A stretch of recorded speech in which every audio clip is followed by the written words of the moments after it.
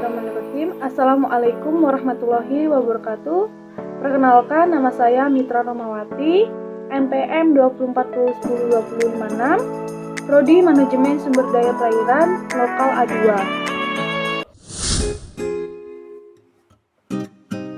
Bismillahirrahmanirrahim. Assalamualaikum warahmatullahi wabarakatuh. Di sini saya akan menjelaskan pertemuan kedua, yaitu tentang atmosfer dan lautan. Penjelasan pertama yaitu mengenai atmosfer. Pengertian atmosfer. Atmosfer merupakan selimut tebal yang memiliki berbagai macam gas yang menyelimuti permukaan bumi.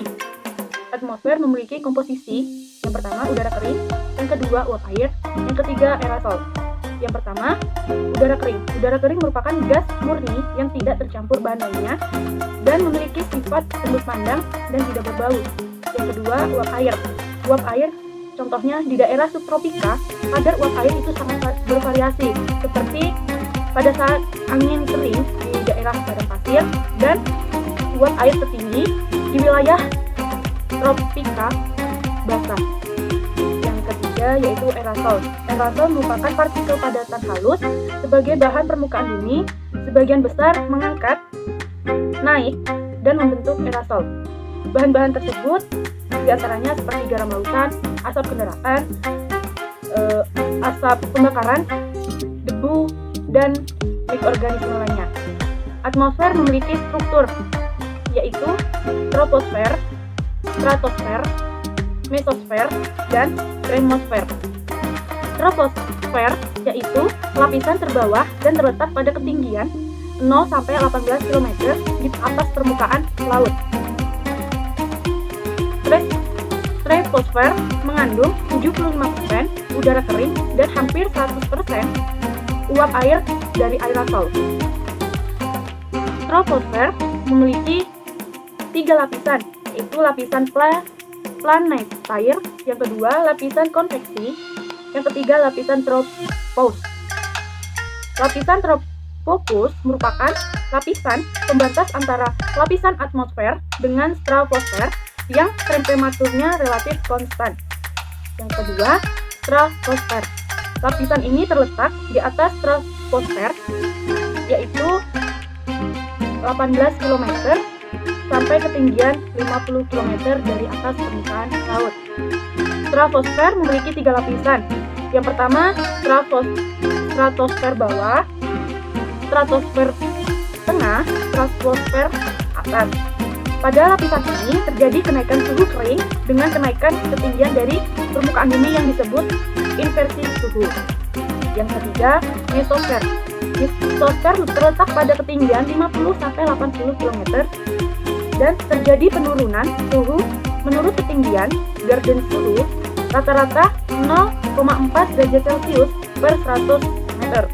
Penurunan suhu disebabkan karena mesosfer memiliki keseimbangan radioaktif yang sangat negatif.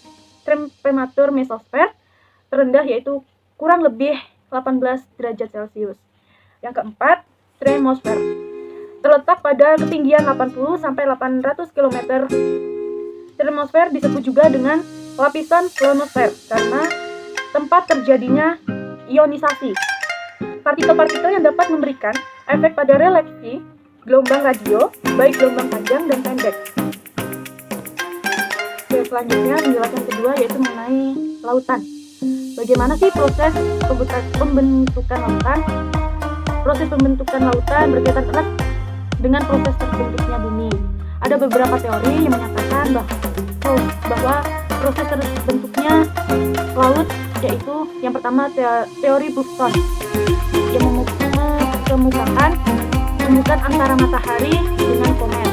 Yang kedua, teori Lafayette, terjadi antara gas berputar melalui planet terbentuk dari cincin-cincin gas yang terlempar keluar akan mengakibatkan putaran. Yang ketiga, teori bintang kembar, yaitu ada 2 matahari dan yang satunya meledak membentuk planet. Oke, selanjutnya yaitu tentang air laut. Apa itu air laut? Air laut merupakan larutan paling kompleks yang dikenal oleh manusia. Air laut terdiri kurang lebih 97% dan kurang lebih 3% garam, mineral, dan gas. Assalamualaikum warahmatullahi wabarakatuh. Di sini saya akan menjelaskan pertemuan ketiga, yaitu mengenai tentang suhu lautan. Pengertian suhu lautan. Suhu lautan merupakan suhu perairan yang memiliki letak terdekat dengan permukaan lautan. Alat apa saja sih yang digunakan untuk mengatur suhu? Yang pertama, termometer. Yang kedua, satelit cuaca. Bagaimana proses transfernya panas ke lautan? Yang pertama, insolasi atau penyinaran langsung dengan sinar matahari. Yang kedua, konduksi atau transfer panas mekanis melalui kontak langsung dengan udara dan air pada saat substansi tersebut memiliki suhu yang berbeda.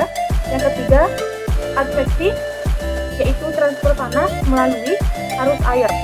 Faktor apa saja sih yang mempengaruhi suhu lautan? Yang pertama, variasi lintang. Yang kedua, distribusi massa laut dan daratan. Yang ketiga, kondisi lautan yang terbuka dan tertutup. Yang keempat, arus air. Pola suhu lautan memiliki 5 macam, yaitu variasi lintang. Di mana variasi lintang ini, jika semakin mendekati ke arah kutub, suhu lautan akan mengalami kekurangan. Akibatnya yaitu seperti curah hujan yang tinggi, penutupan awan. Yang kedua, variasi belahan bumi, yaitu suhu lautan di belahan bumi bagian utara lebih hangat daripada di bagian selatan. Penyebabnya yaitu massa daratan lebih besar dari bagian belahan bumi utara, sehingga energinya lebih tinggi. Yang ketiga, lautan dengan area tertutup. Lautan marginal pada area tropis lebih hangat daripada lautan terbuka. Sedangkan lautan marginal pada area tertutup lebih dingin daripada lautan terbuka. Penyebabnya yaitu pencampuran antara air yang lebih rendah. Yang keempat, arus laut. Arus laut sangatlah hangat memberikan efek memanaskan, sedangkan arus laut dingin memberikan efek mendinginkan. Yang kelima, upwelling dan downwelling, yaitu upwelling atau pengangkatan massa air laut dari air laut yang lebih dalam dan membawa air dengan suhu yang dingin sehingga mendinginkan suhu permukaan air laut. Sedangkan downwelling terjadi penenggelaman massa air laut dan membawa air laut yang lebih hangat sehingga menghangatkan air laut di kedalaman. Pembatasan laut tropis berdasarkan wilayah longitude dan latitude. Wilayah latitude. Latitude atau garis bujur adalah garis yang melintang dari kutub utara ke kutub selatan. Yang kedua, wilayah longitude atau garis lintang adalah garis yang membujur antara sisi utara dengan sisi selatan. Bismillahirrahmanirrahim. Assalamualaikum warahmatullahi wabarakatuh. Di sini saya akan menjelaskan pertemuan keempat, yaitu mengenai gelombang. Pengertian gelombang. Gelombang merupakan pergerakan antara naik dan turunnya air dengan arah tegak lurus ke permukaan air laut sehingga akan membentuknya kurva. Gelombang memiliki banyak faktor. Yang pertama, angin. Kedua, geometri laut. Yang ketiga, gempa yang ada di dasar laut. Klasifikasi macam-macam gelombang. Yang pertama, gelombang laut pembangunan merupakan gelombang yang ketinggiannya kecil, kecepatannya rendah, dan gelombang tersebut akan pecah dan membawa partikel-partikel yang ada di pantai. Yang kedua, gelombang laut perusak pantai merupakan gelombang laut yang sangat besar dan kecepatan rambat sangat besar sehingga gelombang ini akan menghantam pantai dan membawa volume air yang terkumpul dan mengangkat material ke tengah laut. Yang selanjutnya, berdasarkan ukuran dan penyebabnya, gelombang memiliki 4 macam. Yang pertama, gelombang kapiler. Gelombang kapiler merupakan gelombang yang biasa kita sebut dengan riak. Gelombang kapiler memiliki ukuran sekitar 1,7 meter dan periode kurang lebih 2 detik dan disebabkan oleh adanya ketegangan laut dan tiupan angin yang tidak terlalu kuat. Yang kedua, gelombang angin merupakan gelombang yang panjangnya sekitar 130 meter dan periodenya 2-9 detik dan disebabkan oleh angin kencang. Yang ketiga, gelombang alun merupakan gelombang yang panjangnya dapat mencapai beratus meter dan periodenya sekitar 9-15 detik dan disebabkan oleh angin yang bertiup lama. Yang keempat, yaitu gelombang pasang surut merupakan gelombang yang panjangnya berpuluh-puluh kilometer dan periodenya 5-25 jam dan disebabkan oleh akulturasi gaya gravitasi pada matahari dan bulan. Penjelasan selanjutnya yaitu tentang manfaat gelombang bagi laut. Yang pertama, menjaga kestabilan dunia dan suhu. Yang kedua, melalui permukaan ombak akan terjadinya pertukaran gas. Yang ketiga, membentuk dan akan menjadi pantai. Yang keempat, gelombang laut membantu hubungan antara simbiosis mutualisme. Penjelasan selanjutnya yaitu tentang tsunami. Tsunami dalam bahasa Jepang yang artinya gelombang laut dengan panjang gelombang yang sangat besar dan disebabkan oleh gangguan sistematik atau pergerakan massa sedimen dasar laut dan akibatnya gravitasi yang tidak stabil. Meskipun tsunami disebut juga dengan gelombang pasang surut, namun tsunami ini tidak disebabkan oleh pasang surut. Dan tsunami biasanya mempunyai panjang gelombang kira-kira beratusan meter. Tsunami terjadi adanya gangguan impulsif terhadap air laut dan akibatnya yaitu gempa di dasar laut dan gunung yang masih aktif di dasar laut.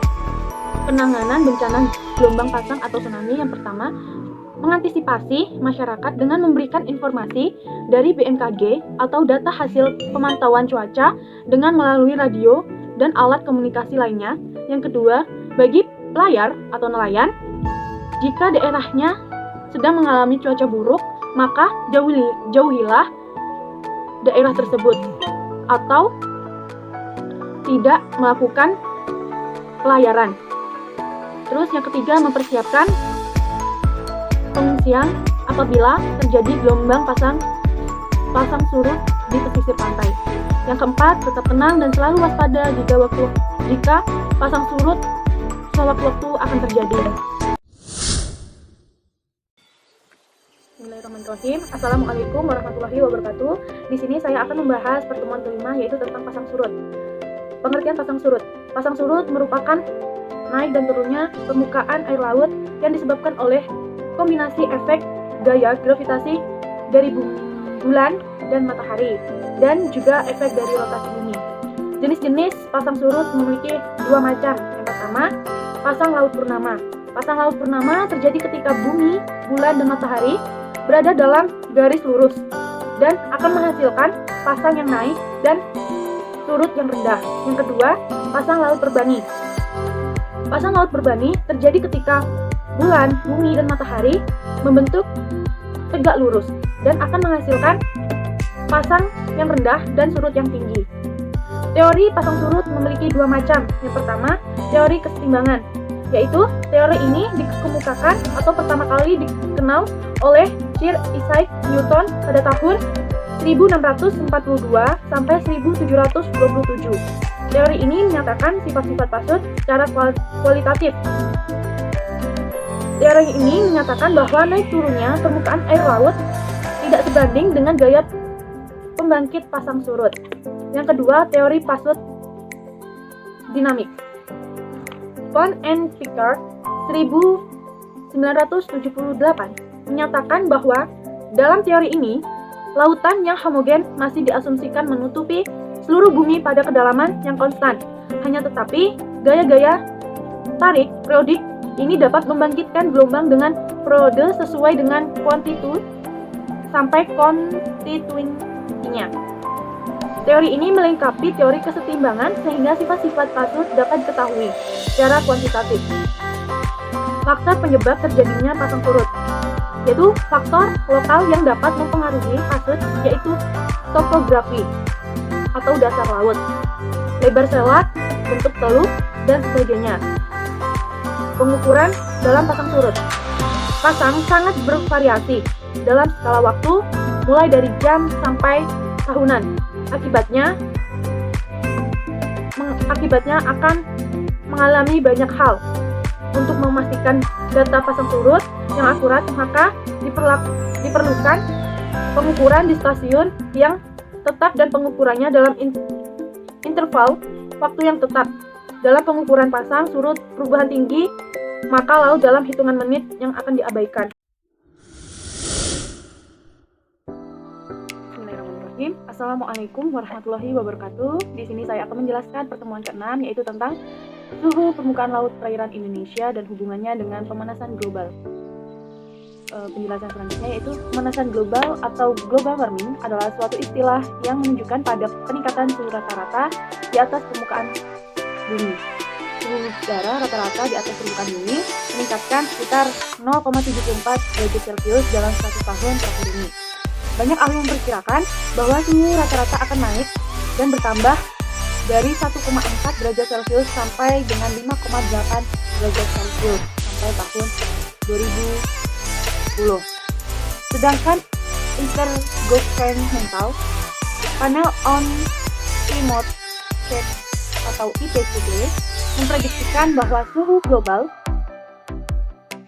cenderung meningkat sebesar 1, derajat Celcius sampai 6,4 derajat Celcius dalam 90 tahun ke depan. Sumber energi utama dari semua kehidupan yang ada di bumi, yaitu matahari, yang akan memancarkan radiasinya menembus lapisan atmosfer ke bumi dalam bentuk gelombang pendek maupun panjang. Radiasi tersebut akan dipantulkan kembali ke angkasa dalam bentuk gelombang yang panjang. Sebagian gelombang tersebut akan diserap oleh gas rumah kaca, yaitu karbon dioksida, CH4, NO2, HFCS, dan SF4 yang berada di atmosfer. Akibatnya gelombang tersebut yang bersifat panas akan terserap atau terperangkap di dalam atmosfer bumi. Peristiwa ini terjadi berulang-ulang kali sehingga menyebabkan suhu rata-rata di permukaan bumi akan meningkat. Rata-rata peningkatan suhu akan lebih cepat bila dibandingkan dengan waktu lampau. Para ilmuwan mencemaskan bahwa apakah masyarakat dunia dan ekosistem alam dapat beradaptasi dengan cepat terhadap perubahan iklim yang terjadi sekarang. Beberapa aktivitas manusia yang akan berdampak dalam pemanasan global antara lain perubahan pada perambanan yang nantinya mengakibatkan kerusakan hutan.